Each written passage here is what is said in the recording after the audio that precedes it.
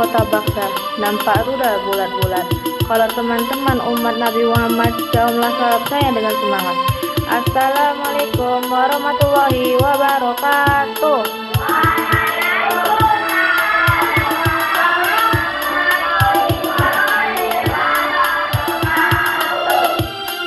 Yang kami hormati Ustadz Haji Aman Sasinaga selaku pembina Rumah Quran Imtiaz Labuhan Batu, dan yang kami hormati Ustadz Muhammad Sahwaluddin Sinaga selaku tenaga pengajar di Rumah Quran Imtiaz, serta yang saya sayangi seluruh teman-teman semuanya yang ganteng-ganteng dan cantik-cantik.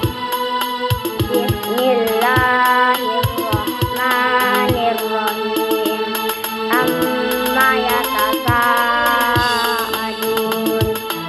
anin naba'il azim allazi hum fihi mukhtalifun kalla saya'lamun summa kalla saya'lamun alam naj'alil arda mihada wal jibala autada wa khalaqnakum azwaja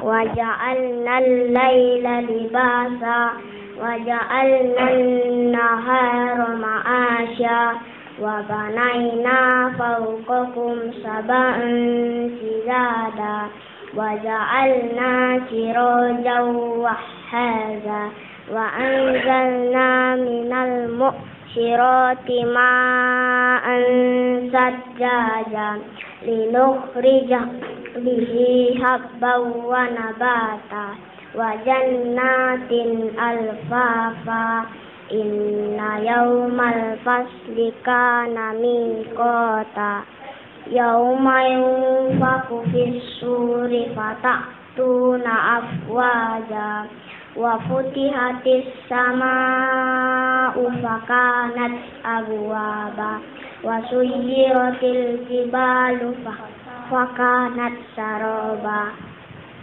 Sadaqallahul azim. Bismillahirrahmanirrahim. Amma yatasaalun anin naba'il azim allazi hum fihi mukhtalifun kalla saya'lamun summa kalla saya'lamun alam naj'alil arda mihada wal jibala autada wa khalaqnakum azwaja wa ja'alna nawmakum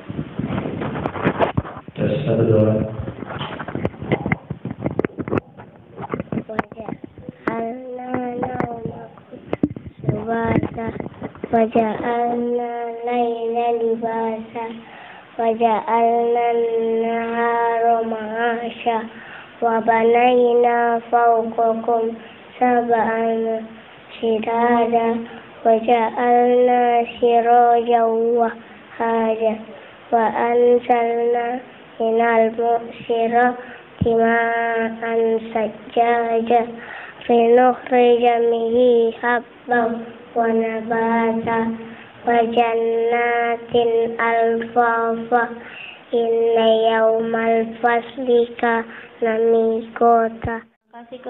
Terima kasih kita sampaikan kepada Fahri dan Hanif yang telah membacakan ayat suci Al-Quran di hadapan kita bersama. Semoga hati kita semua menjadi tenang. Masuklah kita acara inti, yaitu mendengarkan tausiah sekaligus motivasi yang akan disampaikan oleh guru kita, yaitu Ustadz Haji Aman Sasinaga. Kepada Ustadz kami persilahkan. Bismillahirrahmanirrahim.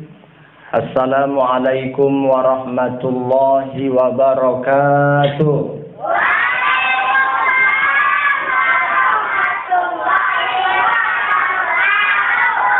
Alhamdulillahilladzi bini'matihi tatimmus shalihat wassalatu wassalamu ala sayyidis sadat وعلى آله وصحبه أهل الفضائل والكرامات سبحانك لا علم لنا إلا ما علمتنا إنك أنت العليم الحكيم رب اشرح لي صدري ويسر لي أمري واحلل عقدة من لساني يفقه قولي.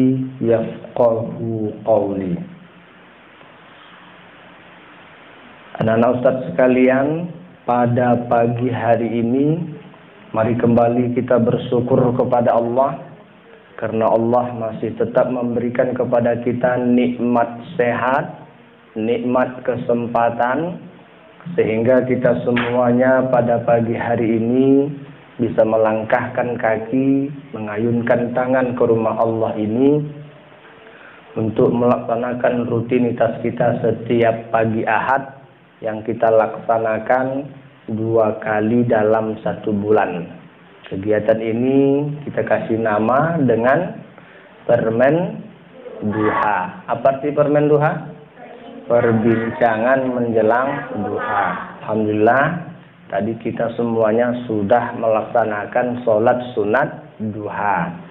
Nah, jadi bukan hanya hari Ahad saja, bukan hanya ketika permen duha saja baru sholat duha. Di hari-hari yang lain juga silahkan. Sholat duha itu boleh di rumah Allah, boleh juga di rumah kita masing-masing. Ya, abang-abang, kakak-kakak. Nah, selawat dan salam kita sampaikan kepada Nabi kita Muhammad sallallahu alaihi wasallam yang berlafazkan Allahumma sholli ala sayyidina Muhammad wa ala ali sayyidina Muhammad. Mudah-mudahan dengan memperbanyak sholawat kepada beliau, kita semuanya yang berhadir pada pagi hari ini kelak diberikan syafaah daripadanya. Amin. Amin ya rabbal alamin. Apa kabar anak RKI pagi hari ini? Alhamdulillah. Masya Allah. Semangat pagi. Pagi. Abang Patan lemah. Pagi. Pilek. Hidungnya pilek bukan tangan. Pilih lagi. Semangat pagi. Masya Allah. Ini yang semangat, yang serius, dapat hadiah nampaknya nih. Ada hadiahnya Pak Ustaz? Ada. Apa? Umrah. Adalah pokoknya ya. Nggak tahu entah apa. Apa itu? Baik. Pagi hari ini kita bincang-bincang tentang sholat. Tentang apa? Sholat. Kenapa sholat yang Ustaz akan sampaikan? Karena yang pertama sekali dihisab pada hari kiamat nanti adalah sholat kita. Kalau sholat kita baik selama hari ini, sampai akhir hayat kita tak tinggal-tinggal sholat kita, kecuali bagi orang yang berhalangan, ya, bagi perempuan, maka yang lain akan dianggap baik oleh Allah. Tapi kalau sholat sudah bermasalah, yang lain tidak dianggap lagi. Nah, siapa yang tahu berapa waktu pertama sekali yang Allah wajibkan sholat kepada Nabi Muhammad dan umatnya? Ayo. Berapa waktu? 5. Yang bilang 5 angkat tangan. Fotokan Pak J. Yang 5 angkat tangan. Yang bilang 10. Ada? Oke, turun. Nah. Yang bilang 20 ada? Nggak ada. 5. Oke. Nah, jadi anak-anak Ustaz sekalian, pertama sekali sholat yang Allah wajibkan itu sebanyak 50 waktu. Berapa? 50 waktu pertama sekali. turunlah Nabi Muhammad. Berjumpalah dengan Nabi Musa alaihissalam. Muhammad, apa oleh-oleh kau bawa dari Allah? Kata Nabi Muhammad, mengerjakan sholat 50 waktu. Mendengar 50 waktu tadi, bercakap Nabi Musa. 50 waktu itu Muhammad terlalu banyak. Umatmu takkan sanggup mengerjakan yang 50 waktu. Umatku saja besar-besar, togap-togap, tinggi-tinggi tak sanggup. Apalagi umatmu kecil-kecil, pendek-pendek, mungil-mungil. Takkan sanggup umatmu mengerjakan yang 50 waktu itu. Jadi macam mana? Ini kewajiban kata Nabi Muhammad. Naik lagi ke atas. Minta diskon sebanyak-banyaknya kepada Allah. Jadi berkat saran dari Nabi Musa, naiklah Nabi Muhammad ke atas. Sampai ke atas, berjumpa dengan Allah. Disampaikanlah. Dan Allah kasih diskon sebanyak 5 waktu. Berarti tinggal 45 waktu. Turun lagi ke bawah. Jumpa Nabi Musa. Macam mana Muhammad? Berapa diskonnya? Allah cuma kasih 5 waktu diskon. Jadi kewajiban yang wajib untuk dikerjakan sebanyak 45 waktu. 45 waktu umat pun tak sanggup untuk mengerjakan itu, kata Nabi Musa. Naik lagi ke atas, minta diskon lagi. Naik lagi ke atas. Jadi dalam hadis itu dikatakan anak-anak ustaz, Nabi Muhammad itu naik turun 9 kali. Setiap naik turun kurangi 5. Naik turun kurangi 5. Berarti 5 kali 9 sama dengan 45. Jadi diskon yang Allah kasih sebanyak 45 waktu. Dan tinggal 5 waktu. Jadi sejarahnya begitu. Ya. Awal mulanya sholat yang Allah wajibkan itu 50 waktu. Dan didiskon oleh Allah menjadi 5 waktu.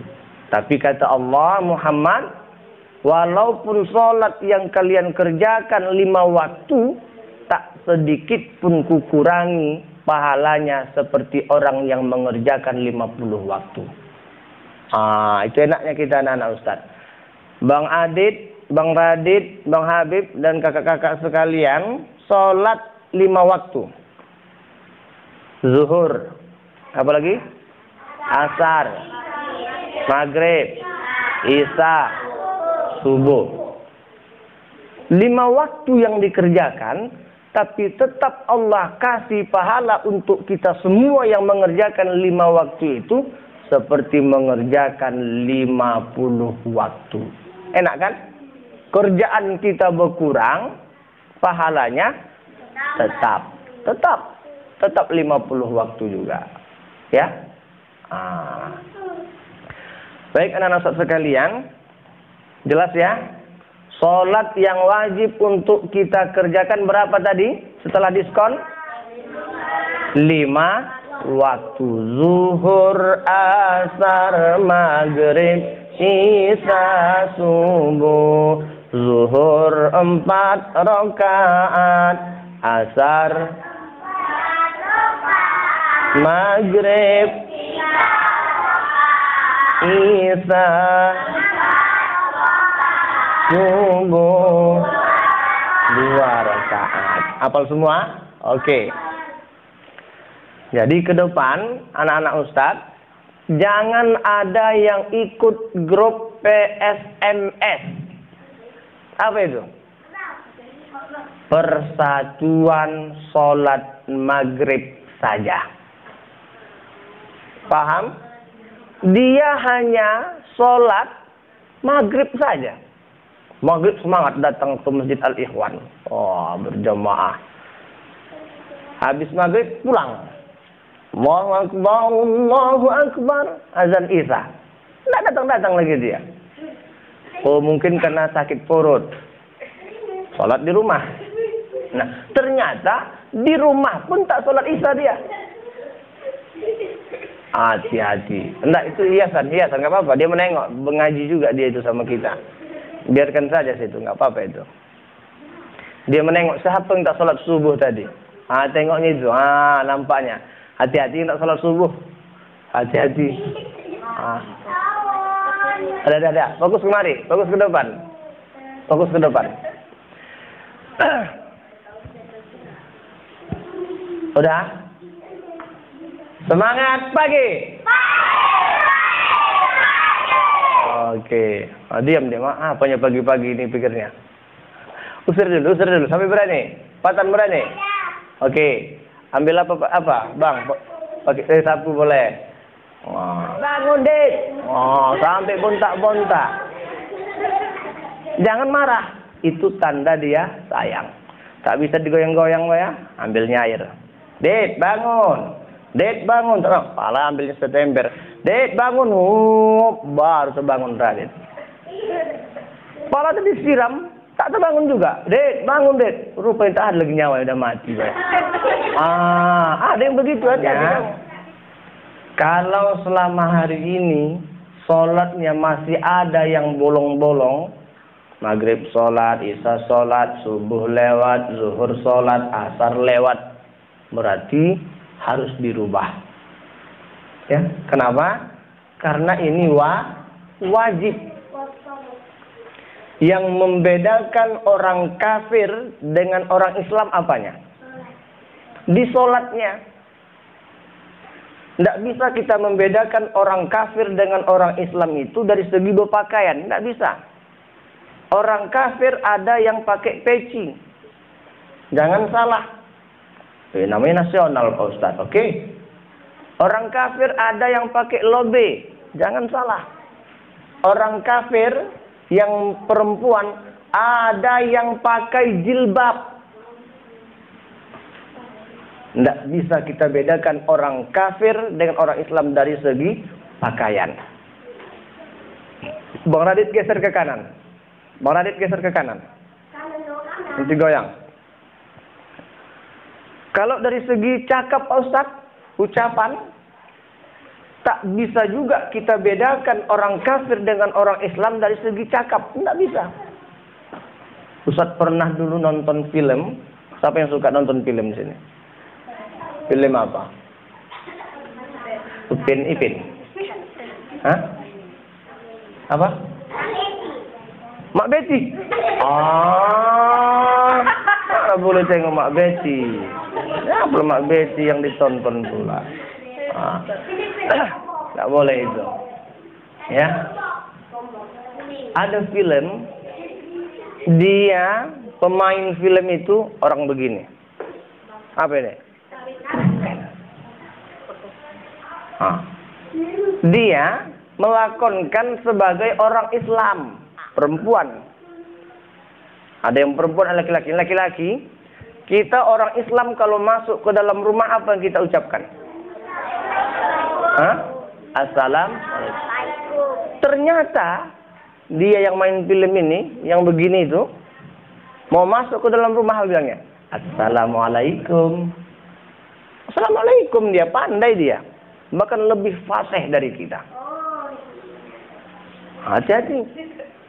Ada juga perempuan kafir, tapi dia bisa pakai jilbab. Lebih cantik dari Kak Diva. Lebih cantik dari Kak Cahaya. Hati-hati. Jadi, anak Ustaz, tak bisa kita bedakan Islam dan kafir itu dari segi pakaian dan ucapan. Tapi yang membedakan kafir dengan Islam itu apa? Sholatnya. Takkan mungkin orang kafir sholat. Ya kan? Takkan mungkin itu. Nah, makanya anak Ustaz sekalian, apapun ceritanya, bagaimanapun kondisi kita, sholat jangan sampai ditinggal. Ustaz, saya tak bisa sholat berdiri. Cemana? Duduk. Bawa kursi. Duduk di resbang. Tempat tidur boleh.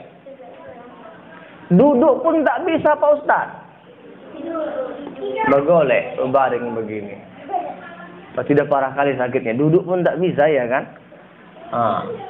Tak bisa duduk, maka sholatlah dengan berbaring. Begolek begini. Ha. Berbaring pun tak bisa Pak Ustaz. Alah. Tak bisa sholat berbaring, maka dengan isyarat. Macam mana itu? Bacanya gorak-gorak saja. Begitu ya kan? Habis itu, kalau mau ruku, matanya lah ruku. Pakai mata saya. Isyarat. Pernah nengok orang sholat begitu? Belum ya? Nah, sholat pakai isyarat pun tak bisa Pak Ustaz. Macam mana? Berdiri tak bisa duduk. Tak bisa duduk berbaring. Tak bisa berbaring pakai isyarat. Tak bisa pakai isyarat, mandikan, bungkus, sholatkan. Paham? Tak bisa pakai isyarat, kita mandikan. Oh. Bagaimana? Gimana mandikannya? Mandikan mayat. Iya, bagaimana mandikannya? Pakai darsemir. Darsemir. Oh, jangan pula begitu. Kayak sabun. Nanti ada pelajaran khusus tentang itu. Habis mandikan, dikafani. Dikucung nanti Bang Radit begini. Atau gitu kan? Kucung, diikatlah kakinya. Ya kan? Baru hidungnya di lubang hidung kasih kapas ya. Nggak bisa bergorak, Bang Radit tak bisa bergorak lagi itu, diam gitu. Udah itu, barulah kita taruh di depan sini, barulah kita sholatkan ramai-ramai. Habis kita sholatkan, baru kita pikul, taruhkan ke ambulan dan diantar. Antar ke tanah wakaf. Sampai tanah wakaf, masukkan ke dalam kuburan slab. Baru masukkan tanah, ditimpa-timpa. Disitulah kita berada. Sepohon kayu, daunnya rimbun, lebat bunga serta buahnya, walaupun hidup kalau tak sembahyang,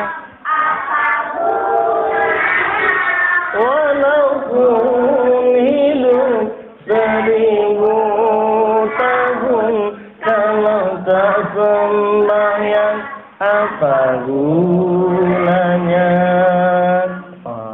Kan? Panjang pun umur Bang Habib di dunia ini, sampai 80 tahun, 90 tahun, tak meninggal-ninggal, tak mati-mati, tak ada gunanya umur kita panjang kalau tak sholat. Ajar Ustaz ya. Jadi, anak Ustaz sekalian, untuk kedepannya, kalau sudah tiba waktunya untuk sholat, maka bersegeralah sholat. Jangan harus disuruh-suruh lagi. Azam, sholat. Jangan. Kalau sudah ada panggilan, hayya 'alas sholat,